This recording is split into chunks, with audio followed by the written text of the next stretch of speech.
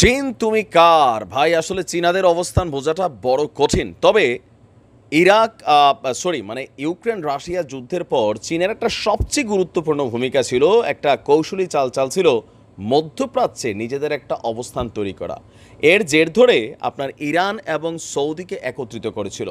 আর এইবার আইসা দিন শেষে আমরা যখন দেখছি ইরানের সাথে একটা সামরিক চুক্তি হলো, এর পরপরই ফিলিস্তিনের আমাদের যে বীরদের দুইটা টিম আছে, আপনারা সকলেই জানেন, একটা পশ্চিম তীরকে কন্ট্রোল করে, আর একটা হচ্ছে আমাদের ওই যে সেখানকার বীররা।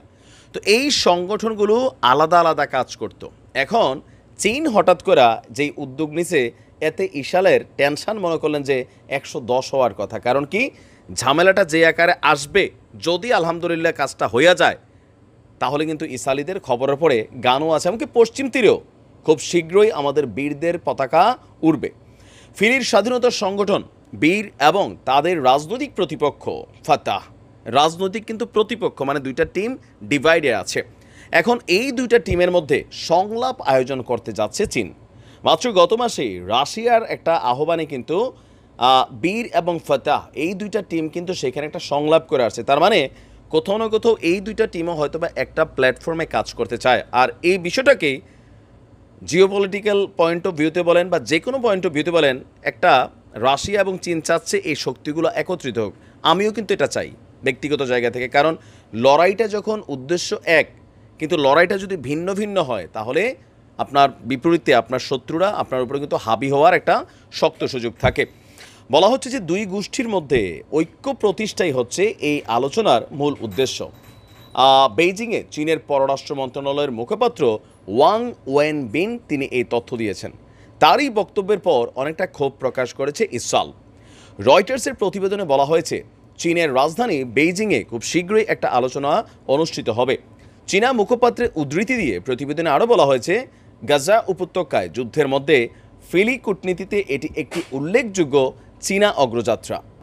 দর্শক, বীর এবং ফাতার মধ্যে এই রাজনৈতিক দ্বন্দ্বটা কিন্তু আজকের না, এটা দীর্ঘদিনের। মূলত ফাতার এক প্রকার বিরোধিতা থেকেই আমাদের বীরদের টিমটা কিন্তু জন্ম হয়েছিল।